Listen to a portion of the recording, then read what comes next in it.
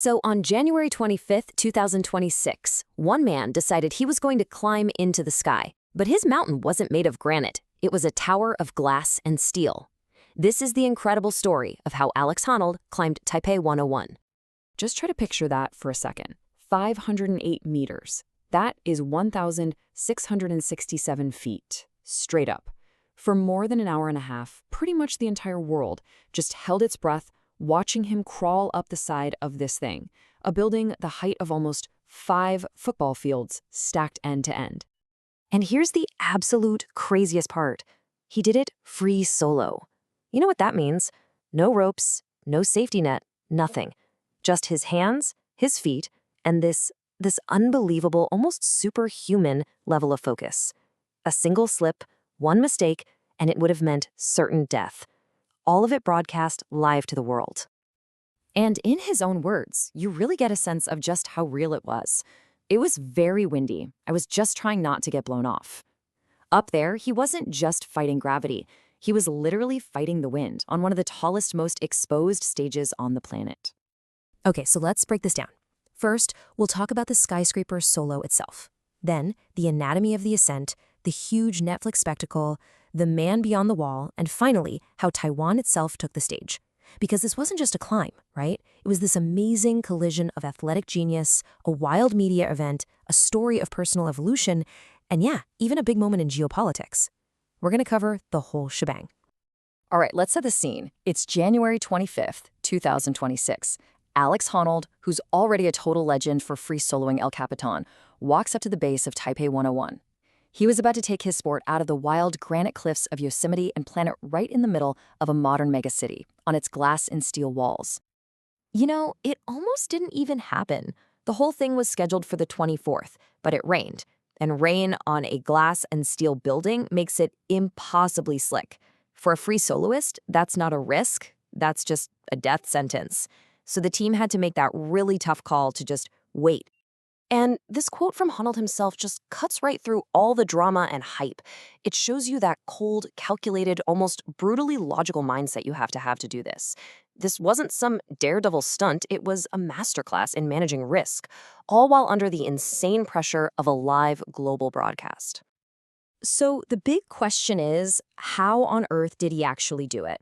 Well, the way Taipei 101 is built presented him with this really unique set of challenges. You can almost break the entire ascent down into different phases. Yeah, you can really think of the climb in 3 acts. Act 1, the lower vertical face. Here, he was depending on these tiny L-shaped metal ledges and the window frames themselves. Act 2, those iconic bamboo boxes. These things created overhanging sections that really tested his arm strength, but they also gave him these crucial ledges where he could actually rest for a moment. And then finally, Act 3, the spire, the very top where he was completely exposed, just fighting the wind. Now, to really put this into perspective, you have to compare it to the legendary French Spider-Man, Alain Robert, who climbed the same building back in 2004. Look at this. Robert used ropes and it took him about 4 hours, in heavy rain, mind you. Now look at Honnold. No ropes, and he did it in just over 90 minutes. It's just a stunning, unbelievable illustration of how far the sport has come. And get this, check out his mental setup for the climb. In his left ear, he had a wireless earbud playing music, the band Tool, apparently. And he was getting communications from his team. But he kept his right ear totally open to the wind, the city, the roar of the crowd below. It's like he was in his own little bubble of focus, but at the same time was drawing energy from the thousands and thousands of people watching him. Okay, so this wasn't just some guy climbing a building. It was a primetime television event. Netflix called it Skyscraper Live. And that just raises a whole bunch of really tough questions about turning a life or death moment into entertainment for the whole world. I mean, let's just be honest with ourselves for a minute. The raw, unspoken reason this was a must-watch event, the tension that had everybody glued to their screens, was the very real, very terrifying possibility of tragedy. It was a spectacle built right on the knife's edge of human limitation. So, what if the worst happened? What was the plan? A Netflix executive, Jeff Gaspin, laid it out pretty plainly. They were broadcasting on a 10-second delay. He said if Honnold fell, they would have just cut the feed, instantly. It's that simple, he said. It's just a chilling, super pragmatic admission of the ethical tightrope they were walking. So, for putting his life on the line, for creating this global media sensation, what was the reward? Well, sources estimate that Netflix paid Alex Honnold around $500,000 for the climb. But here's the kicker. How did Honnold himself describe that paycheck? Embarrassingly small. When you compare that to mainstream athletes making tens of millions of dollars, he felt the pay for taking a risk that could literally never be undone was shockingly low. And that sparked this huge debate about how we value a human life versus the content that life can create. To really understand why he did it, though, we have to look past the skyscraper. We have to look at the man himself, because he's gone through this profound evolution since he first grabbed the world's attention. I mean, just look at this timeline. It shows such a remarkable journey. You have the solitary climber from the movie FreeSolo, and now he's a husband, a father of 2 daughters. This has obviously made a lot of people question why he keeps doing these high-stakes climbs.